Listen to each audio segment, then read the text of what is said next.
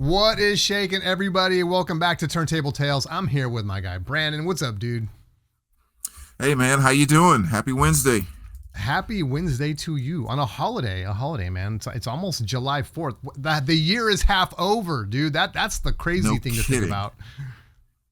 I have no idea how that happened, man. These years are just flying by. I'm telling you, man.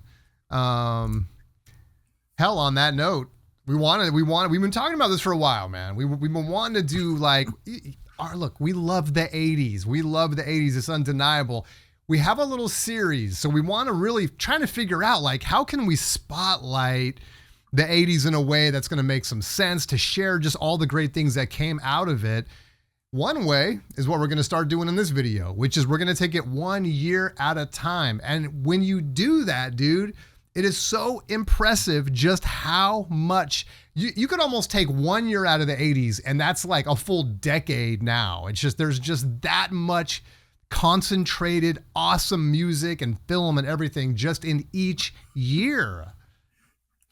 I mean, it really is, man. I mean, like you get so used to lumping like all of the 80s together, like between the dress, the look, the music, and all of that. But when you really start breaking it down year by year, and you think as a kid you were consuming that much in pop culture in a 12-month time period, I don't know how our brains survived. Because it was just goodness overload, man. We were spoiled, dude. I think that's why so many people feel nostalgic, because it's like, I'm sitting here looking at the list. We pulled like 20 albums we want to talk about. We got 10 films we want to talk about. And that's just the tip of the iceberg. This is pretty cool. Because like you said, we just kind of, did some brainstorming and said, these are some of the albums that we think would be on that need to be mentioned. We're not even talking about these are the best. These are just like the first 20 that came to mind that we feel like need to be mentioned. Right. And how can you not start with Thriller? I mean, one of the absolute biggest of all time. I mean, I've talked about it before. Thriller changed my life, dude. Thriller was like Star Wars. When I'm 5 years old and you see Star Wars, and it's sort of like the world was one way before Star Wars, and then it was a different world after that. And to me, Thriller is that same thing, dude. It's like once we started hearing those songs on the radio, and then you turn on your television and you're seeing this stuff on MTV, whether it was Billie Jean or Beat It or Thriller when that thing came out. And it was just life-changing, man. And I personally took on the persona, dude. I've already said, I had the Thriller jacket. I had the white glove. My mom would buy me the action figures, I had the trading cards. Dude, I had it all. I would make my friends learn the Thriller dance and stuff. I mean, Halloween, I was MJ, walked around with my Thriller jacket and all that. I begged my mom for a perm because she was a hairdresser. Thank God she didn't do it.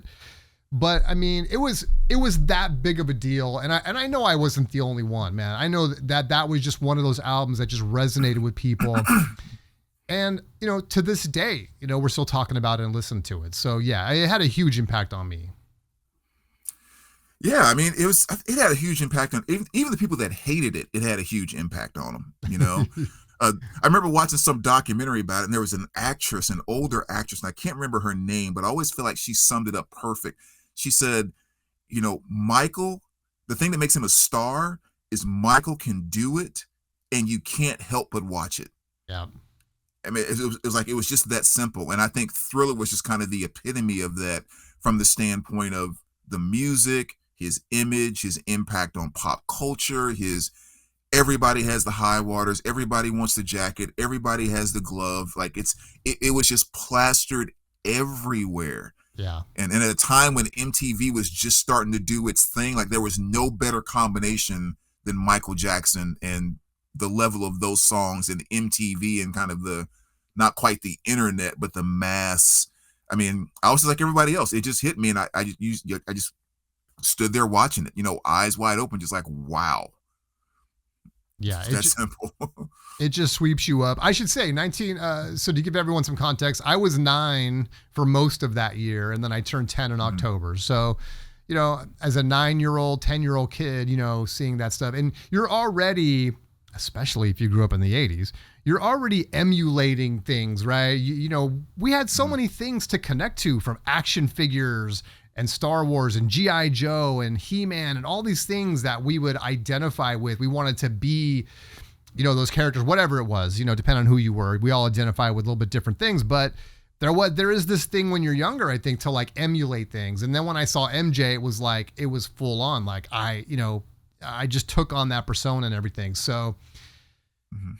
anyway, yeah, it's crazy just how big that became and just how it kind of swept people up in it. And yeah, I just think changed the world, man. As a you could say, well, you can't pin that on one record. No one record changes things.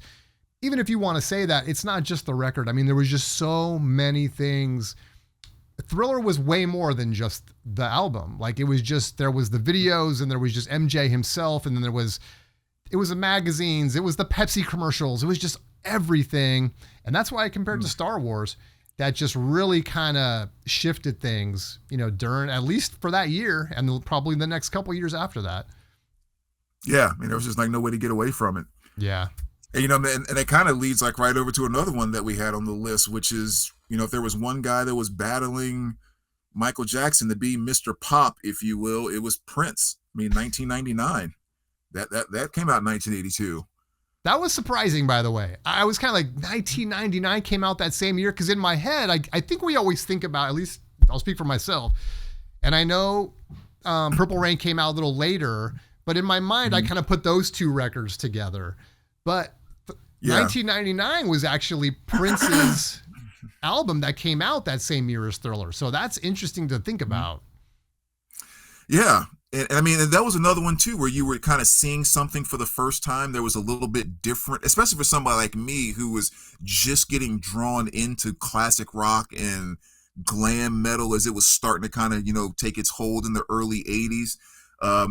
Yeah, Prince was just another one of those things where it was just kind of different. He was doing something, and it had to make you watch, and I always remember the video for Little Red Corvette. And there was just something about that sequence where the guitar solo kicks in and he does a little dance off to the side and he comes back to the mic. Something between those dances that he was doing and that guitar solo, it just mesmerized me instantly. And even to this day, I don't know why, but that was the piece that was special that initially brought me into discovering everything else about that album. Was seeing that on the video. Absolutely. And it was similar in terms of, there was a lot of this going on in the 80s, where there was a lot of like, the costumes were big, and it was probably going to be leather, and there was probably going to be studs or sequins or something. And going back to MJ, but even with Prince, and it even goes off to like Eddie Murphy, and there's just a lot of different ways that went, probably kind of all started right there. And I completely agree, dude. It was it was like 1A and 1B when it came to MJ and Prince. And there was just something so compelling about those videos, especially. And that's kind of a common theme in a lot of this, is just MTV playing such a big role during that time. It really supplemented what you were hearing on the radio, but also would bring you the visuals. And that's where it's like, and of course, MJ taking that to the 10th degree, by going with Thriller. And even with Billie Jean and Beat It were just very different. Another reason to want to ask for the album, it's like, I gotta have that. The visuals there. It's on MTV constantly. It's like, I need 1999 now, Mom. Please make sure that's under the, in my stocking this year. Yeah. It's kind of funny you mentioned that too, like about the image and all of that, because like I know another one that we kind of agreed on was like The Flock of Seagulls. Yeah, was one that we thought belonged on the list for 1982, and like that connection automatically pops in my mind because I think about forgetting his name, but he was talking about making that video for Iran, which of course was, it was huge, right? Yeah. But he talked about how they were saying the song was coming out and, the MTV and all of that. And he's like, I get a call that morning and they're like, hey, here's a few dollars. Go out and buy some clothes, do something and make a video like today. And he's like, literally, we had a few dollars in our hand and we were told just to go get creative. And it's like, it's even funny when you're watching that video, how you see the mirrors and it's spinning and all of that. When you catch the mirror at the right place, you can actually see the camera on a stand in the center. Like it was just That's so funny. cheap on the fly, but it was the perfect image, it was the perfect music, and that type of stuff doesn't even stand out. So like, I mean, the Flock of Seagulls, they were just fantastic. That is one of those ones too. And that's the other thing about just talking about MTV in general, and probably goes back even before that, like with Video Killed the Radio Star and stuff, just with introducing us to this new wave, right, of music and style and all of that. And Flock of Seagulls just totally exemplified that, man. You can't watch that video without thinking like, wow. A lot of people would look at that and say, that's what the 80s was like. And yeah, it partially was. You know, it wasn't all like that, but there was this whole layer of it that was like that. And yeah, Flock of Seagulls, I mean, I Ran is just one of those that's always going to come to my mind, dude, when I'm thinking about that stuff. You know, it's just so iconic. And just another killer album that came out that year. I have to admit, I didn't really explore at that time anything other than just I Ran, you know, a million times on MTV. But, you know, later buying the album and stuff and really getting into it's not just a one hit wonder like you might think. But yeah, I mean, you got to put Flock of Seagulls in there, dude. Another killer one that was on rotation, if we could just stick on the MTV thing for a while, is going to be Duran Duran. And Rio came out that year. And that's one that I put on that's a desert island record for me. And so is Thriller. So talk about 82 just being an unbelievable year, man. I mean, Rio, what a killer album. And MTV too, man, just in rotation. Yeah, it was another one of those defining type of albums, like I said, especially with the song like Hungry Like a Wolf. I mean, regardless of everything else that's on there. I think sometimes everything gets lumped into new wave, but there really were kind of different segments of new wave. You know, like we were saying, there are Flock of Seagulls with the wild hair and the colorful, but then Duran Duran could also be a little more kind of tight suit, clean British kind of, you know. And yeah, like Duran Duran just kind of made the stamp that this is just one more avenue of what this new wave thing is going to bring. And I mean, they killed it. Absolutely killed it. Yeah, it's almost doing them a disservice by kind of lumping them in with the other stuff, because it is, when you go back and listen to that stuff now, it is so meticulously done, and the harmonies and the melodies and the songwriting. It's just why it's a desert island record for me. And every year that goes by, I almost appreciate it that much more, because it does kind of stand head and shoulders above a lot of the stuff that was being done. As great as it was. But yeah, just something about that album that's so good. Yeah. Totally agree. So what was another one that we had on there? I know what this one's, I think, special to you, dude. So I'm going to let you roll with this one. Avalon. Yeah. I mean, Avalon is like, you know, and that was one too, where like, even I say is in 82 when it came out, I wasn't as in touch with Roxy music. Yeah. But I had heard it and I liked it, but everything wasn't as accessible. So none of my friends in my neighborhood were listening to Avalon. It was Twisted Sister, AC/DC, stuff like that. So, you know, I was getting kind of my taste of Roxy music, but it's just one of those ones that it did hit me early. And it just grew and grew and grew over the years. And I think the thing about it is that's one of those songs, one of those performances when I feel like the lead singer does not know how cool and how smooth he is. It's one of those things. It's like he thinks he's doing some poppy, creative type of thing, you know, but like there's actually a level of coolness inside of it that he doesn't realize he's actually in that mode. Yeah. And that's what I've always felt when I've heard the synthy and the guitar groove from the song More Than This, or the smoothness of Avalon along with the female vocals at the end. I mean, that's just an amazing freaking record, man. And Ferry just kills it on that one. I love the song Avalon. It's so beautiful and well done. And my memory of it really is just, you know, hearing it on the radio and stuff, and never like you maybe never really identifying it as I don't think I ever saw anything on MTV that I was aware of by Roxy Music at that time or anything. So I wasn't making that connection. It really was more of just a casual, it would come on and I would hear it and just enjoy it, but not really it wouldn't go much further than that, you know. And then as you get older and stuff, and maybe you go a long period of time where you don't hear it. And I think that's probably what happened for me. And then you hear it and it's just full nostalgia. You hear that soft synth kind of come in and that slow groove and everything. And it's like, that's when I start to dig a little deeper. And who is this, Yeah, I heard a guy, I have to tell us that because this really sums the song up for me. A guy told this story one time. He said it was like his freshman year of college or senior in high school, freshman year of college. This is back around 82 or 83. Mm-hmm. He's like, I'm at a house party and, we're hanging out, partying, blah, blah, blah. And it gets like really, really late. It's like 3:00 in the morning. He's like, some people are asleep and some people are still hanging out, but for the most part, it's kind of dead. And he's like, me and this girl are sitting on the couch and we're listening to music and the song Avalon comes on. Mm.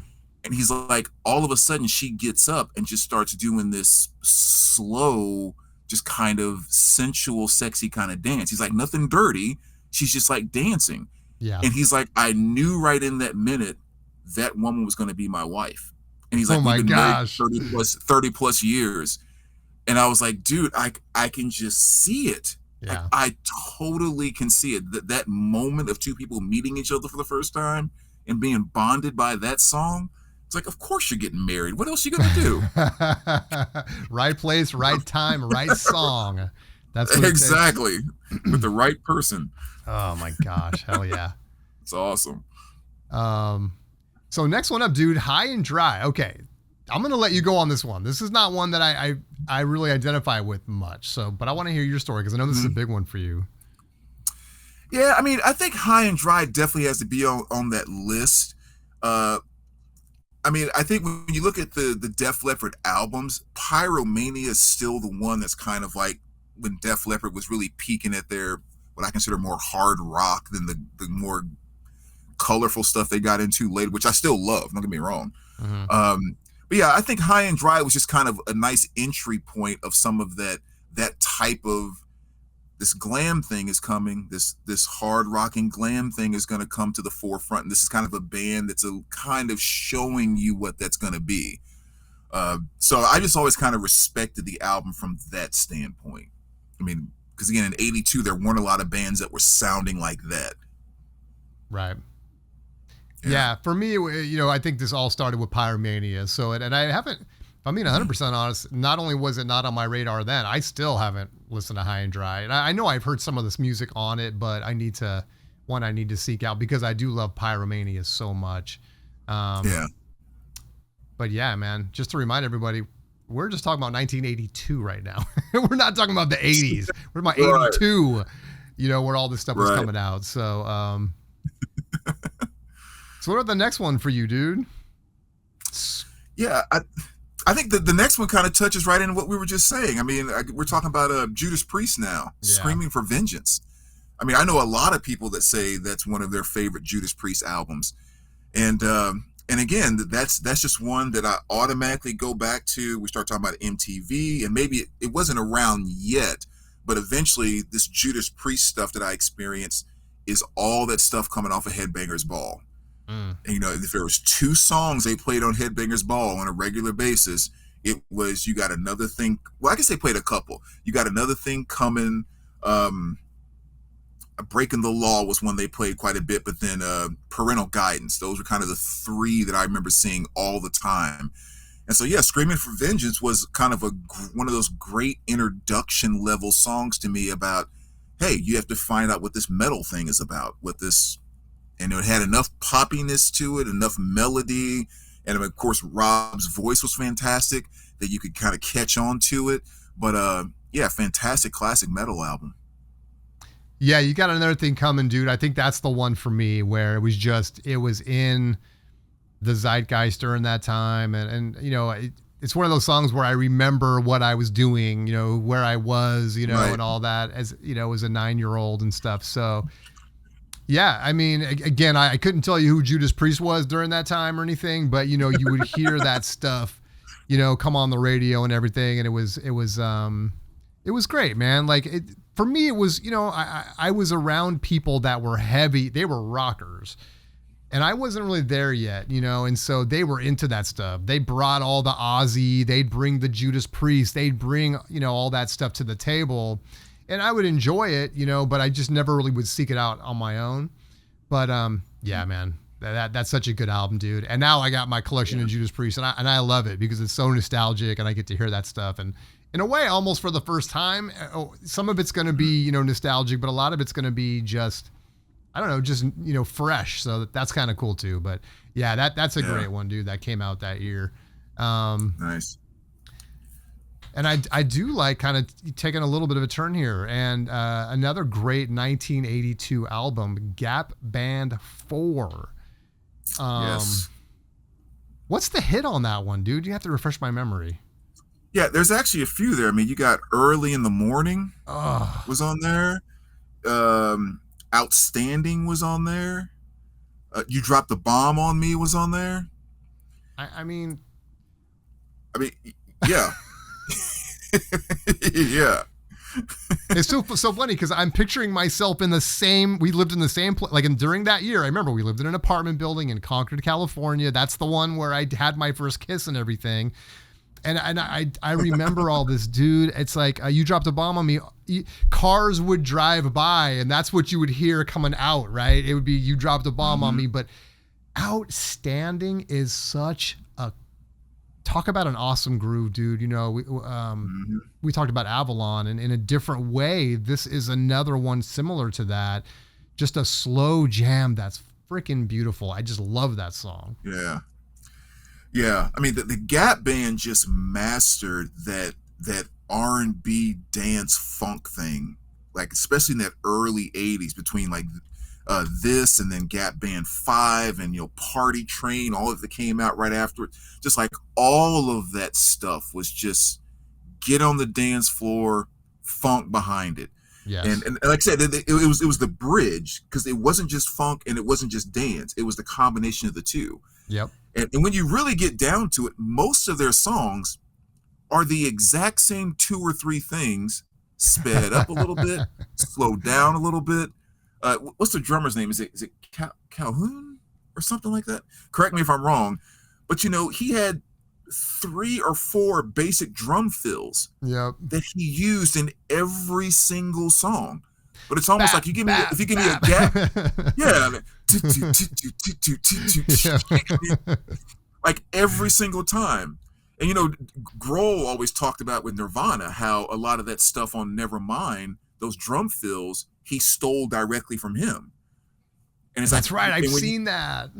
Yeah, and it's so easy to hear once he actually says it. You're like, that is exactly what he did every single song with the Gap Band. That was his trademark. Yeah. So yeah, there was influence there. There was funk there. There was just a good time with that album. So that definitely makes my 82 list. Hell yeah, dude. I love it. Good What's stuff. next? Next we got the Money Man, Eddie Money. Hell yeah. And maybe song for song, it's not his absolute best record, but at the same time, I mean, this had Shaken, and that to me is still one of the most perfect 80s rock songs. Like I can't necessarily think of 20 songs that I would just automatically put in front of that. So like I had to insert on the list because the Money Man killed it on Shaken, man.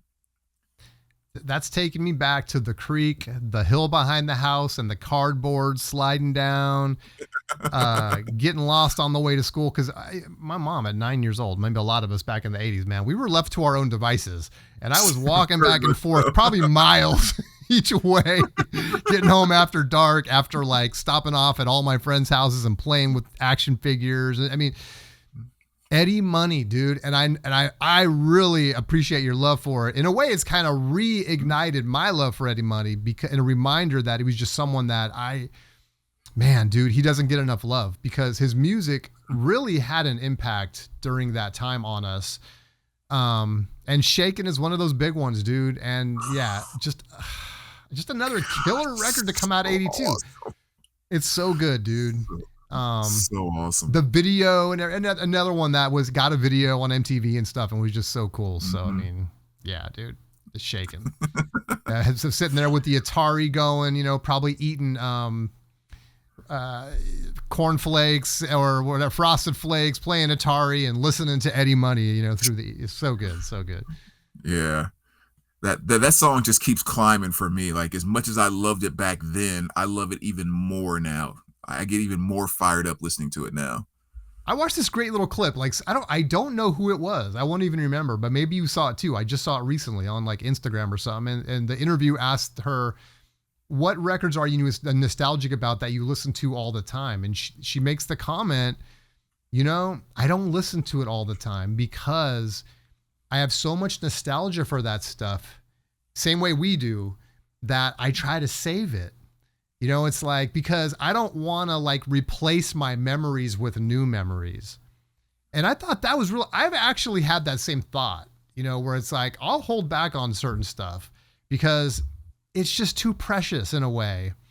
And maybe this sounds silly to some people watching this, but it's like, I really relate to that. And Shaken is one of those things for me where, and a lot of this stuff, where it's like, it's just so tied to a memory that it is kind of too precious to like, over listen to it. You know what I mean? Like, I don't know, man. It just reminded me of that little interview. And I thought that is actually a thought that I've had before. Like, some of this stuff, you got to keep it back a little and, wait for a special occasion so that, maybe you only get so more listens before you rewrite that memory in your head. And I'm kind of like, you just got to like, pace yourself. That's kind of an interesting approach. I would probably say myself, I'm definitely more of a binge listener. Okay. That's what I do. So like when people say like, if a record's been on your shelf and you haven't listened to it in a year and a half or 2 years, you need to get rid of it. I'm like, absolutely not. Yeah. Because there'll be some time 2 years from now, 3 years from now, I'm like, I want to listen to, and then I listen to that freaking song 80 times in a row. Yep. And then put it back on the shelf and I won't touch it again for another year or whatever. I hear that, dude. Another video, I guess. Yep. Okay. Well, now I think too, when we're talking about 82, there's kind of one song / album that everyone has to acknowledge whether you like it or not. Yep. Eye the Freaking Tiger by Survivor.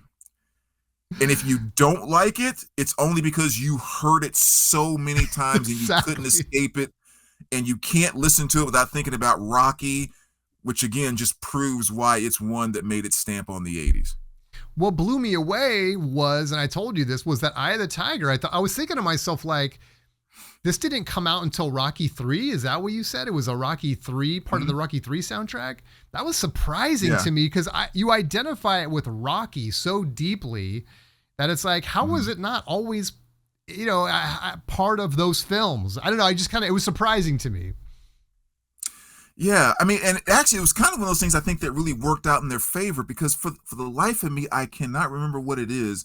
It's another song that's in a movie and everyone kind of knows it. But I think Eye of the Tiger wasn't the first choice for Rocky 3. Oh, and really? They ended up changing it. And of course, like I said, it blew up and did what it did. But if I stop thinking about it here for a moment, it'll come to me in a few minutes and I'll remember what it is and I'll mention what the original song was they were going to use. Okay. Yeah. But it was huge. Eye of the Tiger. Come on. That's one, like you said, love it or hate it. It's all a song we can all identify with and start throwing some, some air punches or whatever, Dude, I'm so glad you thought of this next one. I didn't even realize this was 82. I should have known, man. But you started talking about Grandmaster Flash, and you want to start talking about early hip hop and that kind of thing with The Message. Dude, yes. It's another one, man. And again, that's got to be one of the earliest. So I know there was some hip hop before that, but it's like, The Message came out, it was a new thing in the world, it felt like, you know what I mean? And if I think 82, that's even a predates breakdancing, at least for me. And of course, I grew up on the West Coast, so maybe for me, it didn't come till a year or two later. But yeah, man, The Message, Grandmaster Flash, that's just another iconic 82 song. Yeah, that's one that almost, every person in the world of hip hop pays some type of homage to at some point in time. I think especially at that time when hip hop and everything was so new, like a lot of it was all about get on the dance floor, clap your hands, wave your hands in the air, that type. And so all of a sudden he comes along and starts like putting all of this deep message like into the things he's talking about, serious things inside of that, and you put that on top of such a killer beat. I mean, it was just one of those. It's one of those doors that I always kind of say that in music, where you see these moments where a door opens to a new room, and that's kind of like, here's where this new music is going to go. Yep. So the Beatles come over, and like all of a sudden what they're doing, or Elvis, there's a new door that's open. Yep. Chuck Berry, whatever, this new door is open. The message was kind of one of those moments in time where there was a new door that was open, and all this hip hop was going to fill that room up. It's true. So it's kind of cool. That's a good way to put it. Yeah. And then all of a sudden, Run DMC and the Fat Boys came flying through it, and Houdini and all of that stuff, man. So yeah. Right. I was so happy to see that one. What's next? Well, I mean, we got to give the boys The Clash. I mean, Combat Rock. You got to give that album some props too. Yeah. I mean, the Clash, again, just being one of those bands that they're so weird. I think people want to automatically kind of put them into the punk category, but it's like they were kind of punk. They were also kind of pop. Like they were in some areas, they also seemed kind of new wavy. Yeah. I mean, it was just one of those bands that just did whatever they wanted to do. What felt right, what came out right, that's what they were going to do, and you were not allowed to put the Clash in a box. And so stuff like Should I Stay or Should I Go, or Rock the Cash Ball, I mean, just awesome hits, man. They were sort of post-punk already. And I think, the way I like to think of the Clash is that if you're like into punk, if you're punk, you're going to say the Clash is not punk. If you're not a big punk rocker, I'm sorry, but whatever, you know what I mean? Then you're going to say the Clash is punk. You know what I mean? So they ride that line, like you said. Yeah. And Rock the Casbah, dude. I mean, that's another one where, and I remember this is kind of funny. I remember being young and hearing that, of course, 1982 when that came out, and watching the video on MTV, and I was sitting with my uncle. He was only a few years older than me, is only a few years older than me and stuff. So I felt okay asking him this question. I'm all, what is he saying? Is he saying F the Casbah? He's like, no, it's Rock the Casbah. And I was like, oh, I thought he was saying F the Casbah. Anyway, I just remember that moment. But yeah, man, it's like for people that were not like into punk, they were sort of a palatable version of punk for people, pop punk, whatever you want to call it. And for people that were hardcore into punk, it was probably a band that you could totally hate. Like how some people think about Green Day now or whatever, Right. Yeah, I mean, you go back and listen to Rock the Cash Ball, and it's like, is that a piano that I'm hearing? Yeah. Like, how many punk bands had piano riffs in there? Exactly. They made music, period. And you call it whatever you want. They just made music, and they made Clash music. Absolutely. Yes. So definitely another great one. That's a great one, dude.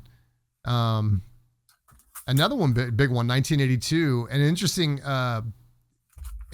kind of lineup is Yaz upstairs at Eric's, which when I can't think about Yaz without thinking about Depeche Mode, because can't think of his name right now, but the person that basically wrote all the music for that first Depeche Mode album left and formed Yaz.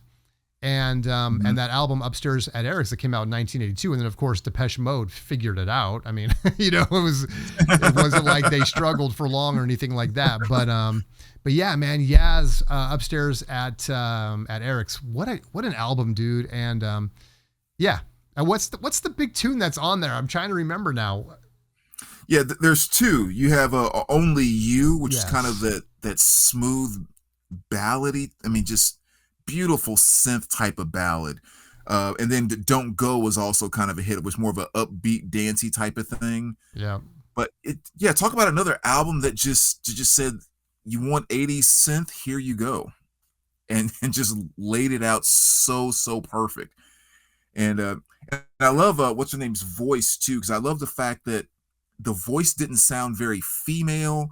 it also didn't sound overly male. A lot of Right. times you couldn't quite define if you didn't know, like you couldn't tell if that was a woman or a guy singing. And so for some reason, floating right in that area with the synthesizer just made it so 80s. Just made it really cool in the 80s to me. So man, I love that album. Absolutely. Only You. Yeah, that's right. And what a Yeah. great little ballad, and just beautiful and very Hmm. minimalist, right? There's not a lot going Right. on, like a very simple synth line and stuff. And it's mostly about her vocals. And yeah, so good. So good. Hmm.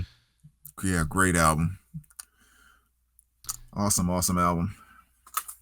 All right. So the next one's one I came late to the party on these guys, Rush, and we got Signals coming out in 1982. Killer album, I can say now, as I put together my Rush collection. And my connection with Rush early on, again, it was going to be more like you'd hear it on the radio and stuff, and I'd be like, oh, that's a really cool song, and vibe out. But that would kind of be where it started and ended for me. But Rush Signals, dude, 1982, another killer album. Yeah, another great one I think that we have to kind of put out there for 82, even though, like I said, like you were just saying, being honest, I wasn't like into it that year, when it Right. first came out.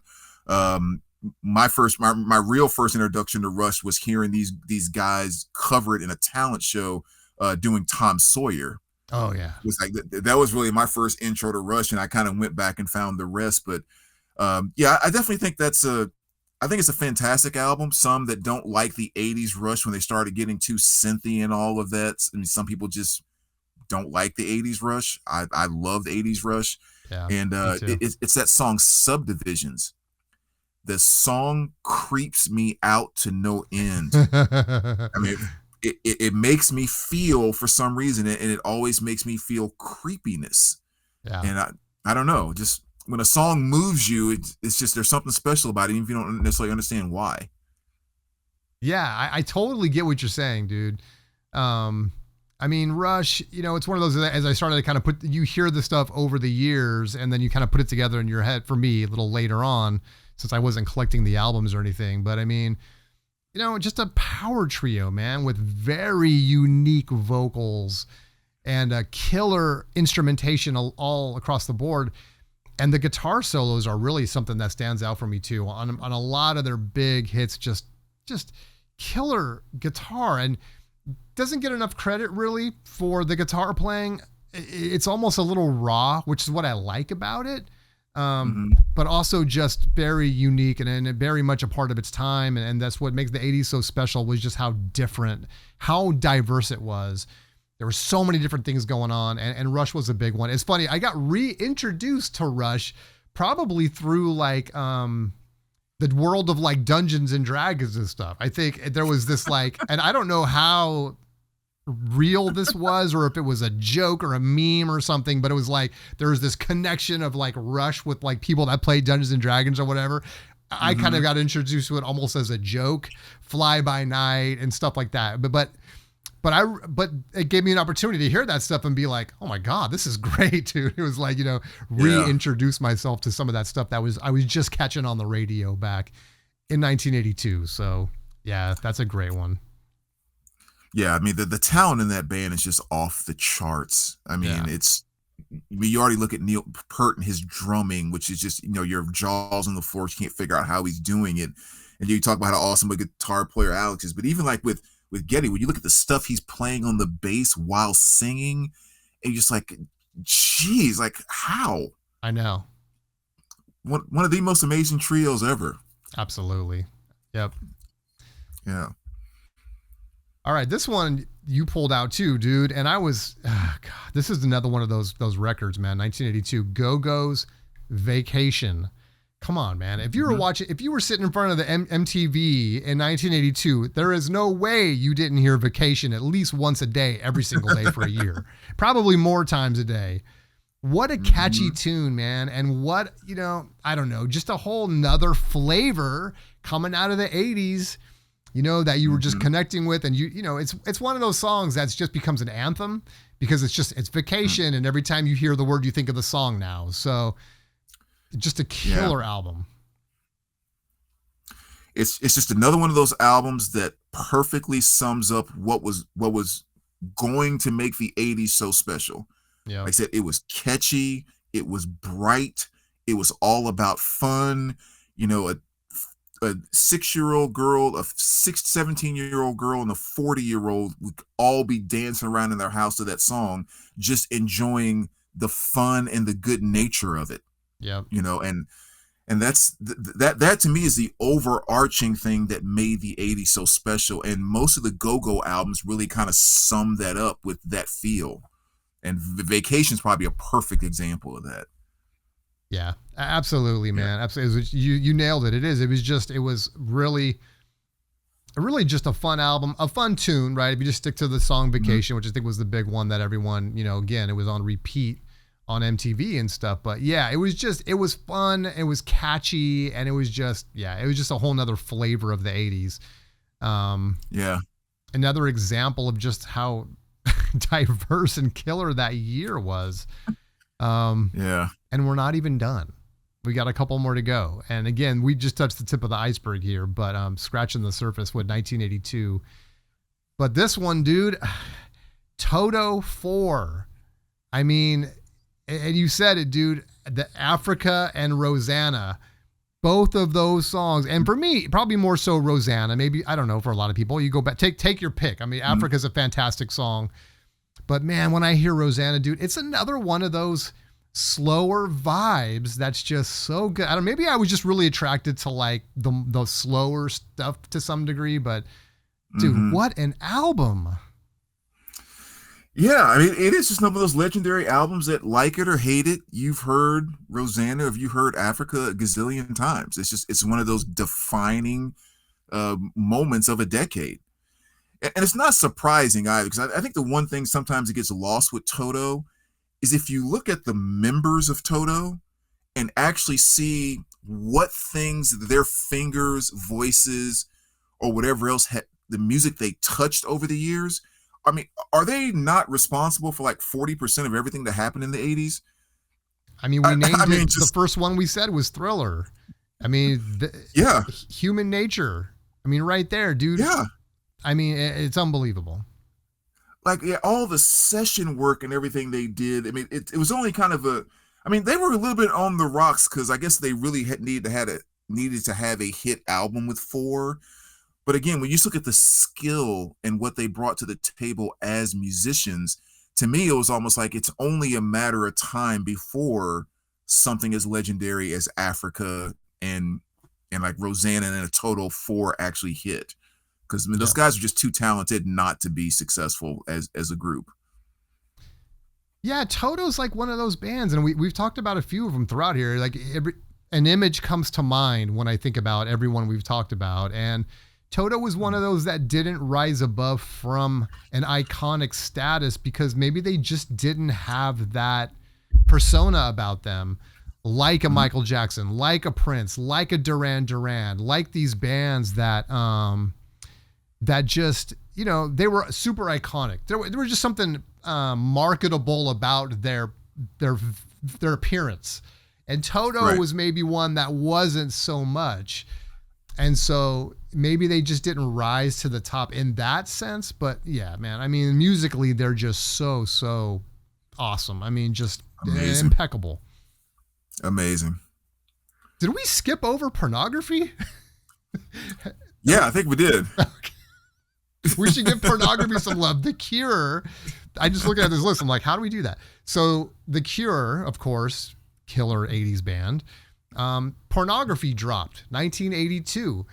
I think that's their 4th album, right? They came out with, Boys Don't Cry, 17 Seconds, Faith, and Pornography. And so I think, to me, Pornography, and I'm a huge Cure fan and was back in the day and had all the records and everything. Pornography was my favorite for a very long time because it's so deep in its musical soundscape, or whatever you want to say. It's just, there's something about it that's super compelling about it. It's just, if you say Boys Don't Cry is more poppy or punky, if you want to say, but it's very much more a lot of songs, it's very 3-minute tunes kind of a thing. and really immediately got away from that, doing like 17 Seconds in Faith, which is almost more like an ambience around those records, the way I think of them. Mhm. And Pornography kind of took those two things and put them together and just made it even darker. And I don't know, it's just one that stands out to me as a masterpiece and very original, especially at the time it came out. And so 1982's Cure, Pornography. Yeah, a great one for the list. Yeah. Yeah, it's definitely one I appreciate now. I didn't grasp onto it as much back in '82 because again, the friends that I hung around and stuff like that, there just wasn't something that was passed around that much. So my first connection with the Cure was more of the poppy stuff. It was the Close to Me and Friday I'm in Love and Just Like Heaven. And then once like those type of things drew me in, I went back and discovered stuff like, you know, like their darker, more intense type of stuff. But I mean, yeah, again, it's just when you talk about an album that like this came in '82, it needs to have its place in that conversation for sure. Yeah, 100%. Okay, last one up. This one kind of surprised me. It was 82. I don't know why. I guess when I think back, it absolutely is. But Violent Femmes, and the tune on here, the big one was Blister in the Sun, right? Mm-hmm.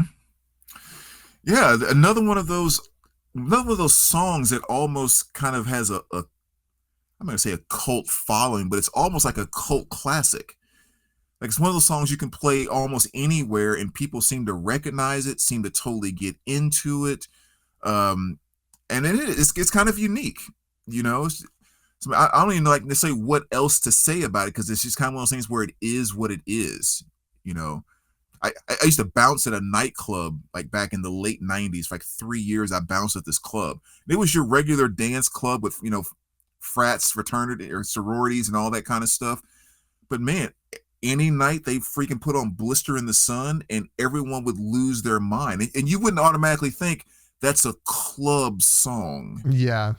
That, you know, that you play like but man, they would put it on and people would lose their freaking mind. The dance floor would just and that's what I'm saying. Like there's just something weird and cultish about it where it's just about a love for it. It didn't have to make sense in how people were listening to it or taking it in. Yeah, it was just a little more fast paced and kind of the vocal range, you know, of the singer and everything's kind of out there. But then you start to, it's easy to like sing to and stuff like that. Yeah. I remember, I probably came to this a couple years later, I guess, as I think about it in my head. But, yeah, I remember how big it was, you know, and I had my girlfriend, if you want to call her that, in like 7th grade, you know. I don't even know if we ever held hands, but we identified as being a couple. And that was one of them, right? It was like I don't know if people remember slam books, but that's how, you know, slam book was one of these things where, if you don't remember, where like it was a book with a bunch of pages and each page would be like a different question. And then it would get to things like, it would be like, I don't know, what's your favorite color, for example, or whatever. What's your favorite song? What's your this or that? And then it would get to like, who do you like in class, you know, and stuff. And anyway, she came over to my house one day with the slam book and I look and I see my name on there and she's like giggling. I'm like, wait, is this me? She's like, yeah. I'm all, and of course, it takes me a long time to put 2 and 2 together. I'm all, who would have put my name on here? And it's like, she's like, duh. Anyway, but yeah, I remember like I think she picked like Blister in the Sun as like her favorite song or something like that. And so that's just something where I just remember, you know, that being part of that time and everything. But yeah, incredible, dude. Nice. That's just 20 albums that we just picked from, and there could have been way more. But man, dude, quickly, Thriller, 1999, Pornography, Flock of Seagulls, Rio, Avalon, Mirage. Oh, did we do Fleetwood Mac's Mirage? Why do I feel like we skipped some of these, or did I just forget? I think we did skip over that one too, but yeah, that's definitely one that's on the list. Mirage. I mean, Hold Me, what a song! Great video, beautiful. High and Dry, Screaming for Vengeance. Oh my gosh, I think I messed up on our list. Anyway, Gap Band 4, Eddie Money, No Control, Eye of the Tiger, Grandmaster Flash the Message, Clash, Combat Rock with Rock the Casbah, Yaz, Upstairs at Eric's, Rush Signals, Go-Go's Vacation, Toto 4, and Violent Femmes. So just some of the amazing music that came out in 1982. And I can't wait to get some of these other years, as we do these shows, man, because this is, unbelievable, dude. Yeah. Yeah, like that's just 12 months. It's kind of 12 months out of the 80s. Yeah.